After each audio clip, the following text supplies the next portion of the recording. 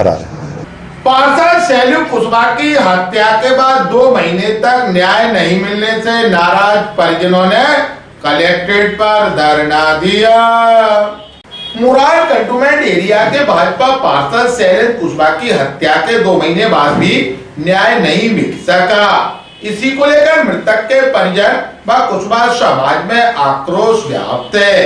इसी क्रम में मृतक के परिजनों व कुशवाहा समाज के लोगों ने बड़ी संख्या में एकत्रित होकर कलेक्ट्रेट पर प्रदर्शन किया और धरना दिया।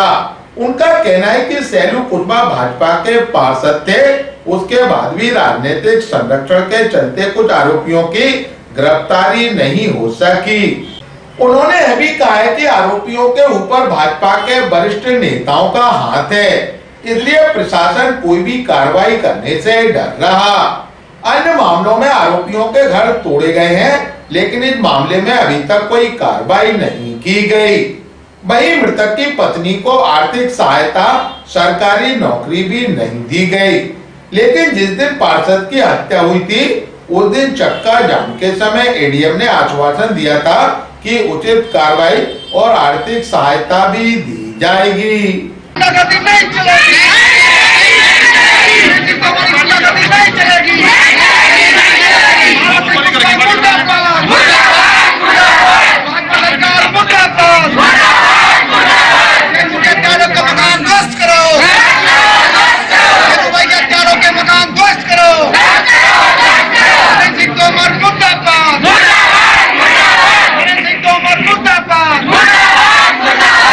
ग्वालियर अभी तक को जानकारी देते हुए मृतक की पत्नी राधा कुशवाहा, एडवोकेट धर्मेंद्र कुशवाहा व एडीएम एचबी शर्मा ने कहा, मांग मेरी यही है कि उन अपराधियों के मकान टूटने चाहिए, मुझे न्याय चाहिए और क्या है, मेरे बच्चों का पालन पोषण चाहिए।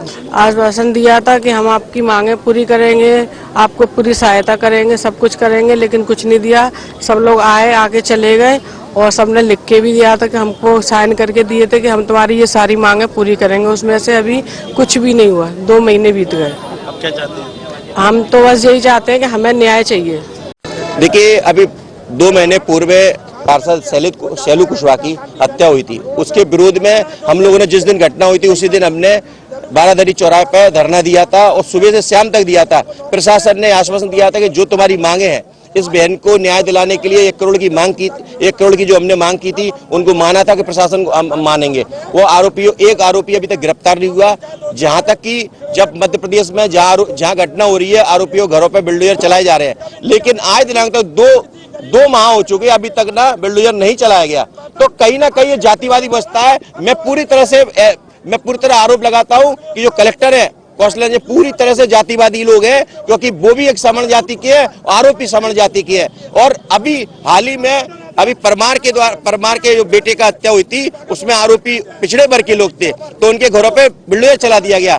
जहां हमारे लोगों के साथ अन्य अत्याचार होता है तो वहां पे बुलडोजर नहीं चला जाता है। तो कहीं ना कहीं जातिवादी ये भी लोग हैं और इसका षड्यंत्र जो संरक्षण है, जो पूरी तरह से यहाँ के केंद्रीय मंत्री और यहाँ के जिला जो प्रदेश के मंत्री है, उनका है, इसके कारण ये कार्रवाई नहीं हो रही। लेकिन हम लोगों को चिंता की कोई बात नहीं है, हम लोग लड़ने के लिए पूरी तरह से सक्षम है, क्योंकि SC/ST OBC के लोग इस बहन को न्याय दिलाने, शैलू कुशवाहा को न्याय दिलाने के लिए अब पूरी तरह रोडों पे आ चुके हैं। और जब तक हमारी मांग पूरी नहीं होती, तब तक हम रोडों पे रहेंगे।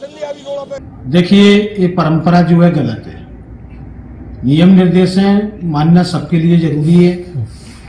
कलेक्ट्रेट में ज्ञापन की स्थायी व्यवस्था बनी हुई है। हर दिन ज्ञापन लेने के लिए एक SDM तैनात है। संबंधित SDM आज थे, उनने कई बार जो बात की थी वो मानने को तैयार नहीं हुए। बाद में मेरे द्वारा और कलेक्टर महोदय द्वारा भी चर्चा की गई, लेकिन ये जो ग्वालियर की जो गौरवशाली परंपरा है, उसके हिसाब से ऐसी मांग करना और ज्ञापन नियुक्त किए गए डिप्टी कलेक्टर या मजिस्ट्रेट को नहीं देना गलत बात। उनका कहना था कि वो शासन से उनको जो है अनुदान सहायता राशि मिले, उनके परिवार के लोगों को जो है नौकरी मिले। सामने बताया गया कि ऐसी घटनाओं में जो नौकरी देने का कोई प्रावधान नहीं है। आर्थिक अनुदान का उनका जो है शासन को जो है भेजा जाएगा, कलेक्टर महोदय ने आश्वासन दिया है। और जहाँ तक घर तोड़ने की बात है, आरोपियों के जो घर है वो कैंटोनमेंट एरिया में बने हुए हैं और कैंटोनमेंट एरिया में छावनी बोर्ड का अधिकार है, वहाँ रेवेन्यू का जुरिडिक्शन नहीं है।